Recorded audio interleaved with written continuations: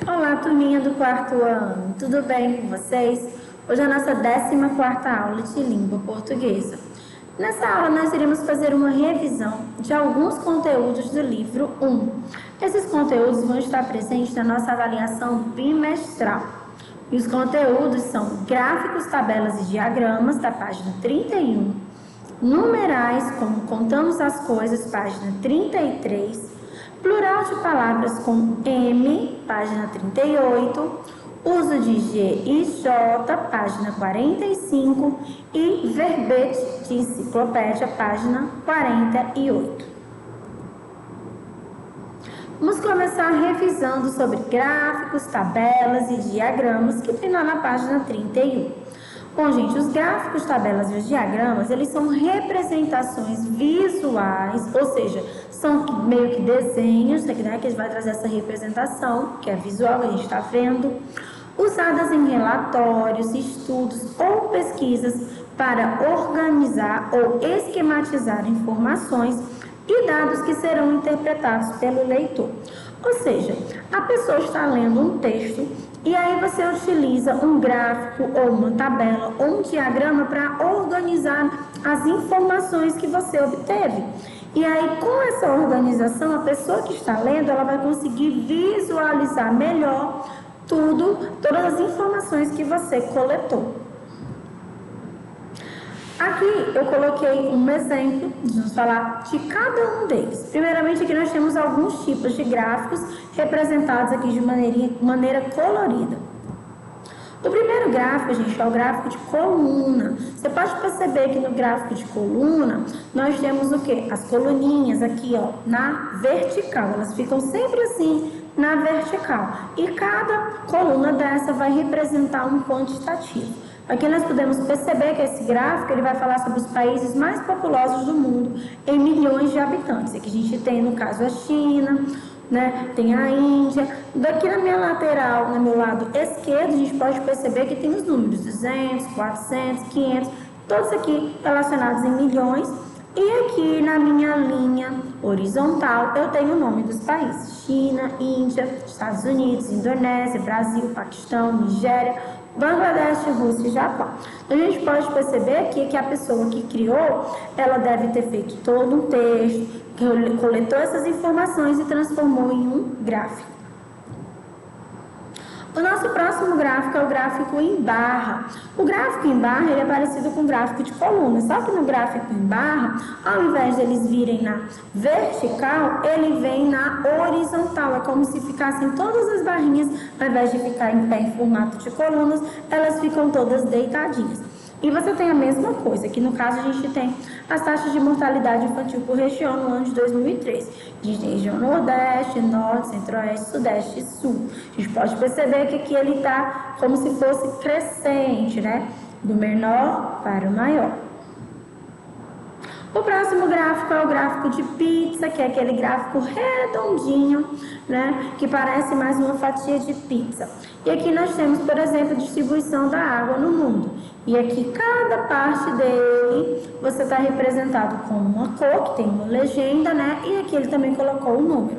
Água congelada, 71%. Depósitos subterrâneos, a gente tem aqui, pela cor você consegue identificar como é que está a água no mundo, né? E 4% umidade do ar. Nós temos também, gente, o gráfico de linhas, que aí você cria como se fosse uma linha em um determinado local. Olha só, aqui está a distribuição da população brasileira de 1980 a 2010 em porcentagem urbana e rural. A gente pode perceber que a linha vermelhinha ela vai representar a população rural. Significa dizer que ela está diminuindo no decorrer dos anos. E a azul, que é a urbana, você pode perceber que ela está o quê? Crescendo. Nós temos também um gráfico aqui que é o gráfico de área, que ele não é muito utilizado, vocês quase não devem ter contato com ele. E aqui nós temos que você pode observar que ele já cobre, não é nenhuma linha, não é uma tabela, ele cobre uma área toda colorida. Nós temos aqui a mortalidade, vermelho, e a natalidade de azul. E aqui é o exemplo das taxas de mortalidade e natalidade em um caso de transição demográfica. Então, aqui ele está analisando um caso, certo, em determinado período. Aqui, nós vamos sair um pouco dos gráficos e vamos para as tabelas. Aqui nós temos uma tabela, certo? Que traz os dias da semana, o tempo, né? Se ele está chuvoso, se ele está ensolarado, se ele está nublado, né? A gente pode observar. E tem também as temperaturas, a mínima e a máxima. Aqui você, só que tudo isso aqui você agrupou em uma tabela.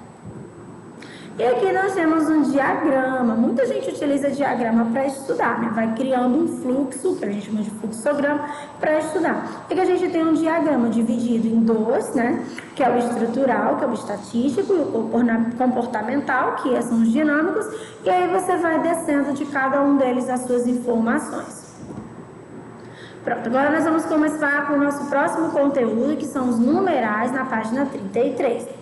Primeiramente, sempre que a gente fala de numeral, o pessoal acha que numeral está ligado só na matemática, mas não está não. Na língua portuguesa nós também estudamos os numerais. E aqui nós vamos estudar dois tipos de numerais. Existem 4, na verdade existem 5, mas vocês vão estudar 4. E hoje nós vamos ver 2, que são os cardinais, que indicam uma quantidade ou uma contagem exata. 1, 2, 3, 4. E nós temos também os ordinais, que são aqueles que indicam uma ordem ou uma posição em um determinado local, que é primeiro, segundo, terceiro, quarto. Bom, aqui tem uma observação com relação a esses numerais. Presta atenção. Os numerais ordinais, eles podem ter uma variação de gênero.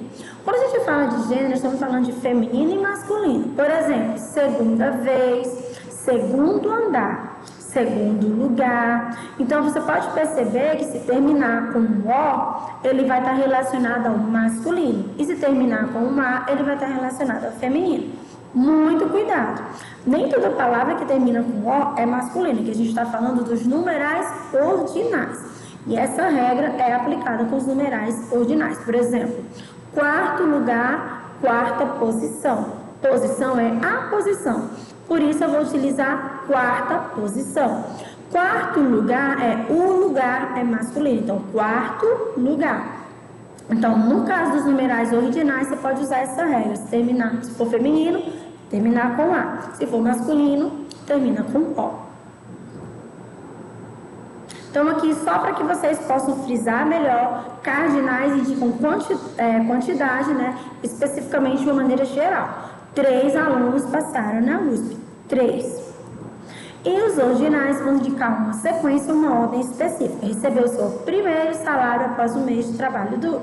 Primeiro, segundo. Lembrando que o cardinal, ele não vai ter variação de gênero, mas o ordinal ele tem. Se for feminino, vai terminar com A, e se for masculino, termina com O. Número do substantivo. Primeiramente, antes de nós entrarmos no plural das palavras com M, vamos falar um pouco sobre o número do substantivo. O número do substantivo ele vai estar relacionado singular e plural. Singular, apenas um ser, e plural, 2 ou mais. Exemplo, singular, frente, praia, milagre, causa e corpo. Cuidado, gente. Causa, a causa termina com S, mas é o caos.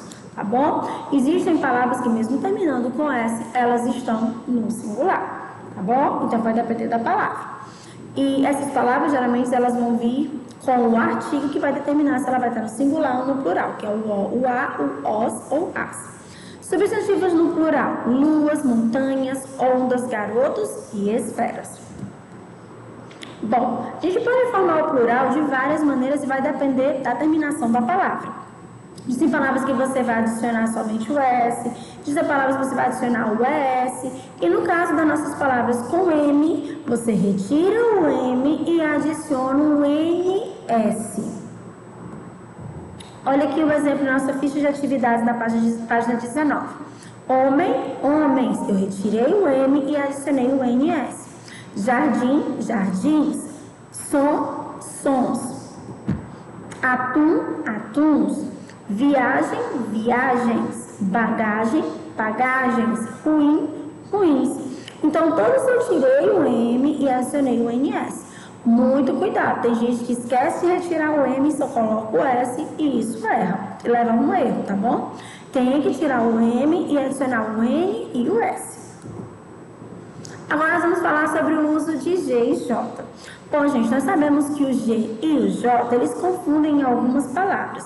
Principalmente porque o G, antes das vogais E e I, ele vai ter som de J. Antes do A, do O e do U, não, ele vai ter som de G, G, GU. Mas antes do E e do I, ele tem som de G e G. E é nessas horas que vai confundir o som do G, se a palavra é escrita com G ou com J. Celânia, tem assim alguma regra que eu posso utilizar para sempre? Vou aprender essa regra e não vou errar nunca mais? Não, não tem. Mas existem algumas dicas que podem ajudar, né, a diminuir a possibilidade de um erro. Regra mesmo, só uma, não tem. É mais fácil você conhecer as palavras, aumentar a leitura, o seu vocabulário através de uma leitura, do que saber uma regra, porque não existe. Mas temos algumas dicas para ajudar a minimizar esses erros. Então vamos lá. Primeira coisa, se terminar em agem, igem, ugem, é G. Bagagem, ferrugem. Cuidado, nós temos uma exceção dessa regra. Pagem, né, o pagem, ou pagem, tem gente que fala das duas maneiras, e o lambugem.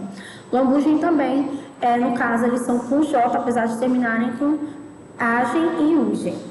Palavras terminadas em ágio, égio, ígio, ógio, úgio, também com G.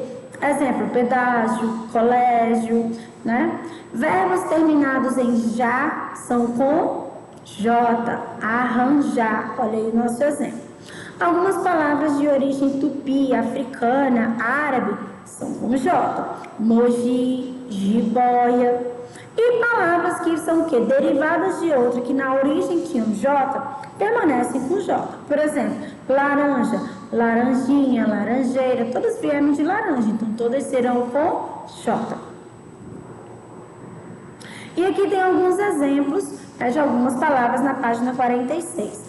Laranja, com J, geleia, G, hoje, J, coragem, olha aí a regra do agem, G, gente, G, canjica, G, ferrugem, mesma regra de coragem, né? Só que aqui no caso é ugem, também com G, gibi, G, jeito, jegue, com J, girafa e giz, com G, berinjela, com J, gelo, com G, e relógio, a regra lá do ágio, ógio, com G.